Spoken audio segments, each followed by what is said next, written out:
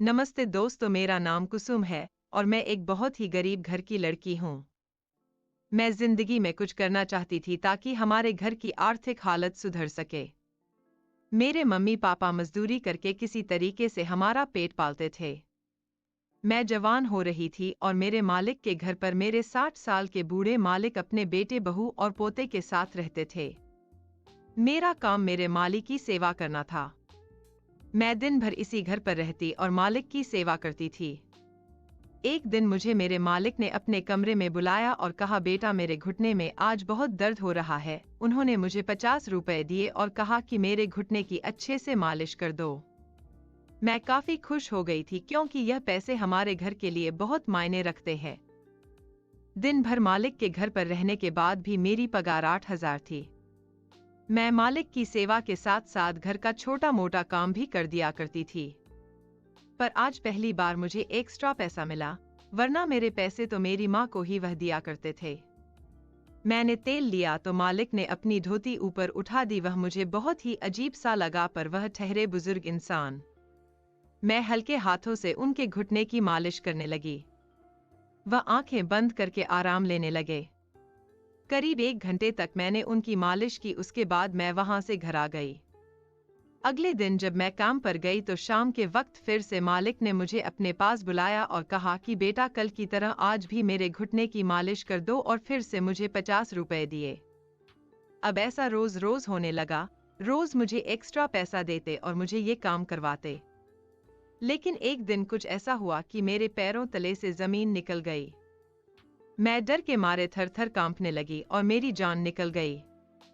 मैंने जो देखा था मुझे अपनी आंखों पर यकीन नहीं आ रहा था, और मात्र 18 साल की हूँ तो मुझे समझ नहीं आ रहा था कि मैं क्या करूँ। उस दिन मालिक ने मुझसे कहा था कि मेरे घुटनों और पैर की अच्छे से मालिश कर दो, पर जब उन्होंने धोती उठाई तो मेरी आंखें फटी की फटी रह गई। उन्होंने अपना कच्छा नहीं पहना था और मेरी नजर एक ऐसी चीज पर पड़ गई। मैं अंदर ही अंदर काफी घबरा गई थी। आखिर उन्होंने ऐसी हरकत क्यों की? वह मुझसे चाहते क्या है?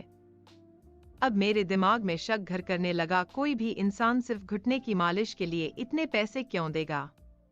जरूर इसमें उसका गलत मकसद छुपा हुआ है। मालिक मेरी तरफ देखने लगा, शायद वह मेरा रिएक्शन नोट कर रहा था। उस वक्त मैं बहुत ज्यादा घबरा गई थी। मन कर रहा था कि वहां से अभी के अभी भाग जाऊं, पर मजबूरी में उस दिन मैंने उसके घुटने की और पैर की मालिश की। लेकिन उन्होंने अपनी धोती जिस तरह से उठाई हुई थी मुझे बहुत ही गंदा लग रहा था, और वह अजीबोगरीब आवाज करते रहे। किसी तरीके से 1 घंटा काटने के बाद मैं पसीने पसीने हो गई थी और दौड़ती हुई अपने घर पर चली गई। मैंने अपनी माँ से कहा कि माँ, अब मैं यह काम नहीं करना चाहती। मैं रोने लगी थी। मेरी माँ ने कहा, इस घर में रहना है तो सबको काम करना पड़ेगा। ऐसा नहीं था कि हम बहुत गरीब थे, क्योंकि हम पांचों काम करते थे। हमें नीचे जमीन पर नहीं सोना पड़ता था, क्योंकि हम पांचों की कमाई को जोड़कर हमारा घर अच्छे से चल जाता था। फिर भी मेरे माँ और पापा का लालच खत्म ही नहीं होता। मैं उन्हें बता नहीं पाई कि आज मेरे साथ क्या हुआ, और अब मैं इस बात से डरने लगी थी कि मेरे साथ कुछ गलत ना हो। अगले 2 दिन मैं काम के बहाने घर से निकली तो थी, पर मैं काम पर नहीं गई और मैं इधर उधर काम ढूंढने लगी थी। मुझे जो भी काम मिल जाएगा मैं कर लूंगी, पर मैं मालिक के पास अब नहीं जाऊंगी। लेकिन अचानक ही रास्ते में मुझे रवि मिल गया और वह मुझसे पूछने लगा कि तुम 2 दिनों से काम पर क्यों नहीं आई। मैं पिछले 2 सालों से रवि को जानती हूँ और उसे अपना अच्छा दोस्त मानती हूँ। मैंने कहा, रवि, मैं अब वहाँ काम नहीं करना चाहती। मैं दूसरे काम की तलाश कर रही हूँ, पर मेरी माँ को इस बारे में मालूम नहीं है, वरना वो मुझे डांट देगी। मेरी बात सुनकर रवि चौंक उठा और कहा कि आखिर क्या बात है? मुझे खुलकर बताओ कि तुम वहां काम क्यों नहीं करना चाहती। मैंने कहा, तुम्हारे दादाजी कहकर मैं चुप हो गई थी। मैं इससे ज्यादा उसे कुछ नहीं बता सकती, क्योंकि मुझे खुद पर ही शर्म आ रही थी। उसने कहा, मेरे दादाजी बूढ़े हो चुके हैं, उनका दिमाग ठीक नहीं है, पर वह दिल के बहुत ही अच्छे हैं। वह बहुत ही नेक दिल है और हर वक्त गरीबों की मदद करने की सोचते हैं। वह तो हर महीने तुम्हारे नाम पर 2,000 जोड़ रहे हैं। तुम्हारे 2 साल का 48,000 अब तक जोड़ चुके हैं। जब तुम्हारी शादी होगी तो इस पैसे से वह तुम्हारी मदद करेंगे। बाकी वह थोड़े से खामख्याली है, अगर उनसे कोई गलती हो गई हो तो तुम उन पर ध्यान मत दिया करो और तुम कल से काम पर आ जाना। मैं घर वालों को कह दूंगा कि तुम्हारी तबीयत ठीक नहीं थी इसलिए तुम नहीं आई। अब मैं सोच में पड़ गई थी, हो सकता है कि मैं ज्यादा ही सोच रही हूँ। शायद मालिक उस दिन कच्छा पहनना भूल गए होंगे, बेचारे 60 साल के बूढ़े हैं। भले ही जवान दिखते हो, उन्हें ध्यान ही नहीं रहा होगा और मुझे अपनी पोती जैसा ही समझते होंगे। बेचारे मेरी शादी के पैसे भी जोड़ रहे हैं और मैं ही इतनी पागल हूं कि उनके बारे में क्या क्या सोच लिया। अगले दिन से ही मैं फिर से काम पर जाने लगी और मालिक फिर से मुझे अपने पास बुला लेते और 50 देकर कहते कि मेरे घुटनों की मालिश कर दो। लेकिन अब मैं नोटिस किया कि वह कच्छा नहीं पहनते थे। जब वह धोती को ऊपर उठाते तो उनका सब कुछ नजर आता। हालांकि वह आंखें बंद करके रहते और कभी कभी ही मेरी तरफ देखते थे। मुझे यह काम करने में बिल्कुल भी अच्छा नहीं लगता और बहुत घबराहट होती थी। पर मुझे इस काम के एक्स्ट्रा पैसे मिलते थे जो कि मुझे अपनी माँ को भी नहीं देना पड़ता था, तो मैं लालच में आ गई थी। एक दिन मैं मालिक के घुटनों की मालिश कर रही थी कि रवि की माँ कमरे में आ गई। उनके आते ही मालिक ने अपनी धोती को बिल्कुल सही कर लिया। अब मुझे शक होने लगा कि मालिक मुझे दिखाने के लिए ही यह सब कुछ कर रहे हैं। फिर भी मजबूरी में मैं रोज काम के लिए आ जाती थी। लेकिन 1 महीने बाद कुछ ऐसा हुआ कि मैं सारी रात चीखती रही, चिल्लाती रही, पर मेरी आवाज सुनने वाला घर पर कोई भी नहीं था।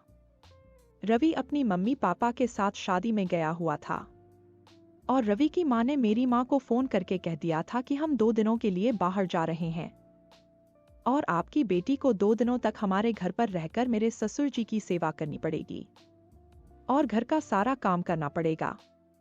उसके लिए अलग से मेरी माँ को 2000 देगी और मुझसे कह दिया था कि घर का सारा काम कर देना, खाना बना देना और मालिक की अच्छे से देखभाल करना और तुम वहीं पर रात में रुक जाना।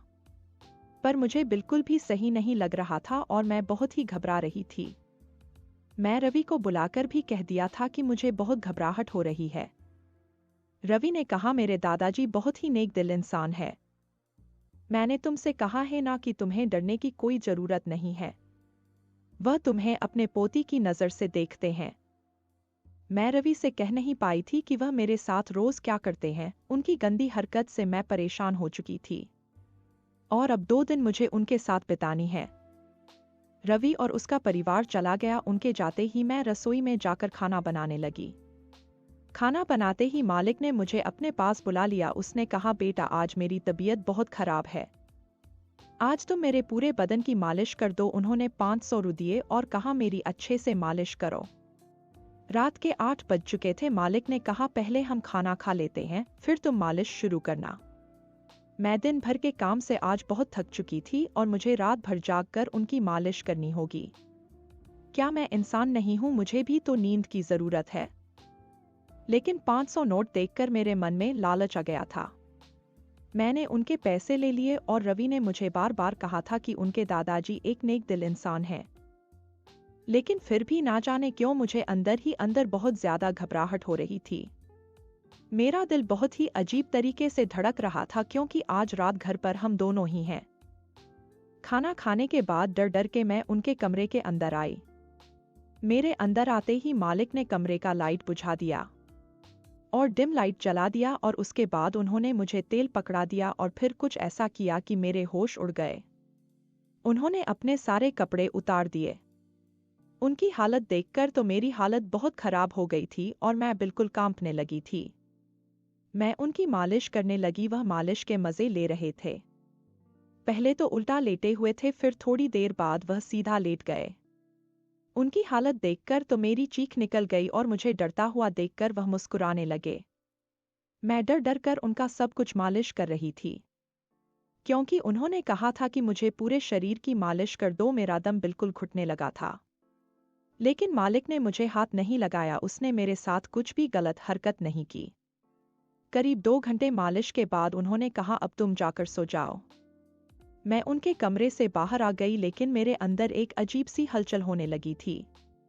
मैं भी जवान हो चुकी थी और मुझे मन कर रहा था कि मैं उनके कमरे में फिर से चली जाऊं। ना जाने मुझे क्या हो रहा था। मेरे अंदर एक नशा सा छाने लगा था। यह कैसा जादू है जो मुझ पर छा गया था। मैं अपने कमरे तक जा ना सकी और उनके कमरे में वापस गई थी। मालिक मुझे देखकर मुस्कुराने लगे और कहा, आओ मेरे पास आ जाओ। और उसके बाद उस कमरे में जो कुछ भी हुआ पूरी रात मैं चीखती रही। यह मेरा पहला अनुभव था। आखिर मालिक ने मुझे अपने जाल में फंसा ही लिया। शायद वही चाहते थे कि मैं खुद ब खुद आ जाऊं और 2 दिनों तक बस वही होता रहा। उसके बाद उन्होंने कहा, जाओ अपने घर जाकर 2 दिन आराम कर लेना। रवि और उसका परिवार वापस आ गया था, पर मेरी हालत बहुत खराब हो चुकी थी। मुझसे ठीक से चला भी नहीं जा रहा था और घर जाकर मुझे बुखार आ गया था। यह मुझसे क्या भूल हो गई। जब मेरी माँ ने मेरी बुरी हालत देखी तो उन्हें शक हो गया और वह मुझसे से पूछने लगी। मैं रोने लगी थी और उन्हें सब कुछ बता दिया। वह अपना सीना पीटने लगी और बार बार यही कहने लगी कि यह क्या कर दिया मैंने अपनी बेटी के साथ। तो दोस्तों, कैसी लगी हमारी कहानी? अच्छी लगी हो तो हमारे चैनल को सब्सक्राइब जरूर करें।